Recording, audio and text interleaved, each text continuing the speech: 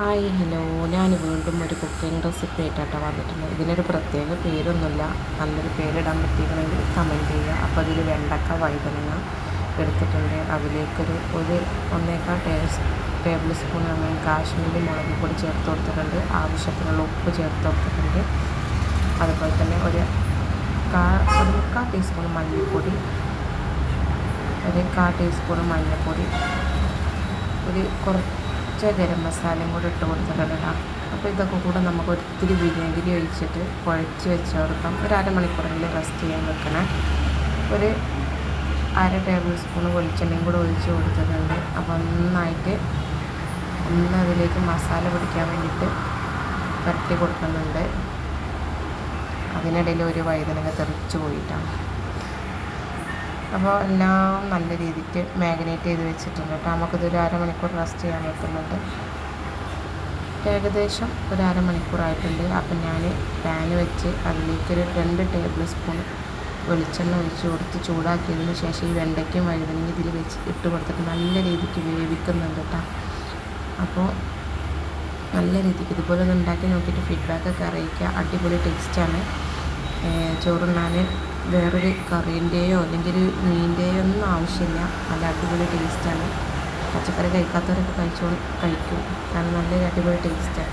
അപ്പോൾ ഞാൻ അതിലേക്കൊരു 3-4 വെളുത്തുള്ളിൻ്റെ അല്ലിയാണ് കേട്ടോ, ഒരു 3-4 എടുത്തിട്ടുണ്ട്. അത് ചതച്ചങ്ങാണ്ട് ഇതിലേക്ക് ആഡ് ചെയ്ത് കൊടുത്തിട്ടുണ്ട്.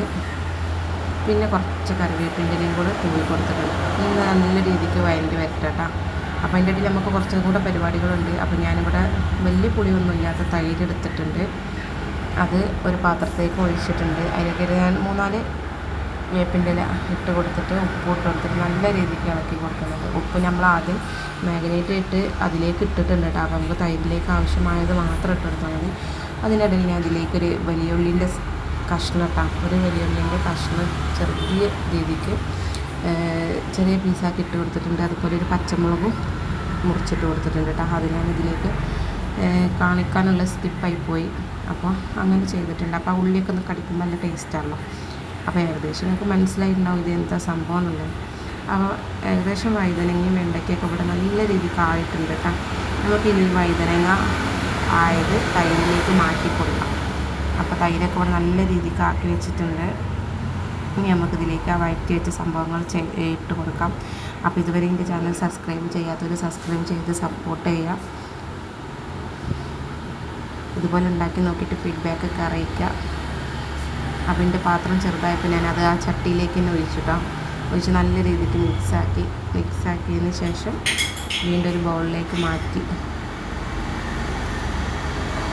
അപ്പോൾ അടിപൊളി ടേസ്റ്റാണ്. ഇങ്ങനെ ഉണ്ടാക്കി നോക്കിയിട്ട് ഫീഡ്ബാക്കൊക്കെ അറിയിക്കുക.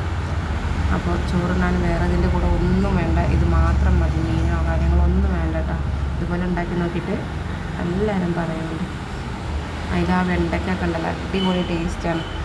ഇതുവരെ ഇങ്ങനെ ഉണ്ടാക്കി ആരും നോക്കിയിട്ടുണ്ടാവില്ല എന്ന് തോന്നണം. അപ്പോൾ ഇതിലേക്ക് ഞാൻ ഇതിൻ്റെ ഒരു താളിപ്പും കൂടെ ഉണ്ടാക്കുന്നുണ്ട് കേട്ടോ. ചട്ടി അതേ പാൻ തന്നെയാണ് അടുപ്പത്ത് വെച്ചിട്ട് ഒരു ടേബിൾ സ്പൂൺ വെളിച്ചെണ്ണ ഒഴിച്ച് കൊടുത്തിട്ടുണ്ട്. അതിലേക്ക് ഒരു 1/4 ടീസ്പൂൺ കടുക് പൊട്ടിച്ചിട്ടുണ്ട്. അതുപോലെ കുറച്ച് ചില്ലി ഫ്ലേക്സ് ഇട്ട് കൊടുത്തിട്ടുണ്ട്. അത് ഇല്ലാത്തവർ ഇട്ട് കൊടുക്കണ്ട, സ്കിപ്പ് ചെയ്യാം. അപ്പോൾ ഇത് ഫൈനൽ ഇങ്ങനെയാണ് കേട്ടോ. അപ്പോൾ അടിപൊളി ടേസ്റ്റാണ്. ഓക്കെ, അടുത്തൊരു വീഡിയോ ആയിട്ട് വീണ്ടും കാണാം. Okay, by.